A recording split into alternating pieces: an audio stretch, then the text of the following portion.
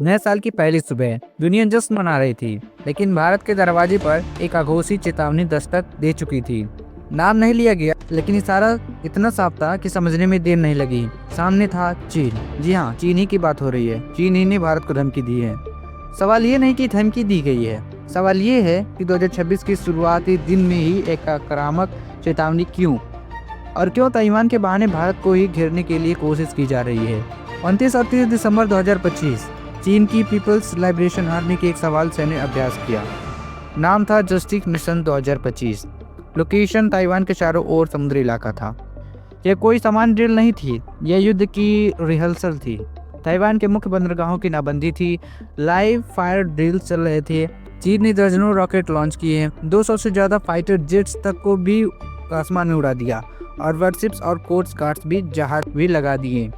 एक वक्त ऐसा आया जब पूरी दुनिया को लगा युद्ध अब होकर ही रहेगा।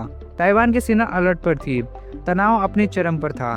ताइवान ने इस सैन्य अभ्यास का खुलकर विरोध किया, चीन की निंदा है की, अंतर्राष्ट्रीय मंचों पर आवाज उठाई। हालांकि फिलहाल हालत सामान्य दिख रहे हैं, लेकिन तनाव आज भी जिंदा है, क्योंकि ये सिर्फ ड्रिल नहीं थी, ये था चीन का संदेश।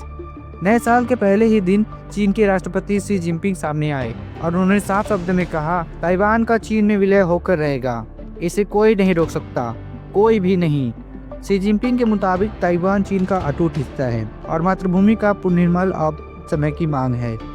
उन्होंने ये भी साफ कर दिया, चाहे ताइवान भारत से मदद मांगे या अमेरिका से या रूस से, अगर कोई बीच में आया तो पीपल्स लिबरेशन आर्मी उसे भी नहीं छोड़ेगी। चीन ने अमेरिका को सीधी चेतावनी दी, कहा ताइवान को हथियार देना बंद करे। ये बयान ऐसे वक्त आया जब अमेरिका ने ताइवान को $11 बिलियन के हथियार बेचने की मंजूरी दी है। अब गौर करने वाली बात यह है, चीन ने भारत का नाम नहीं लिया, लेकिन ये कहा कोई भी देश अपने एयरफोर्स ताइवान के हवाई क्षेत्र में न भेजे, वरना सीधा हमला होगा। ये चेतावनी भारत की ओर से इशारा करती है, क्योंकि हाल ही में ताइवान और भारतीय वायुसेना के बीच एक जॉइंट एयर एक्सप्रेशन को लेकर बातचीत की खबरें सामने आई थी। चीन को सबसे ज्यादा डर भारत से है, क्योंकि भारतीय सेना पीपल्स लिबरेशन आर्मी को जितना जमीन पर समझती है, उतना अमेरिका भी नहीं। यही वजह है कि चीन खुलकर नहीं, लेकिन इशारों में भारत को चेतावनी दे रहा है। अब सवाल आपसे है, अगर कल को ताइवान से युद्ध होता है और ताइवान भारत से मदद मांगता है, तो भारत को क्या करना चाहिए? दूरी बनाना चाहिए, या कूटनीति चुननी चाहिए, या फिर मजबूरी में खड़ा होकर ताइवान का साथ देकर चीन के साथ युद्ध करना होगा? और नीचे कमेंट में अपनी राय जरूर दीजिएगा। अगर वीडियो पसंद आई हो तो लाइक शेयर सब्सक्राइब कर दीजिएगा।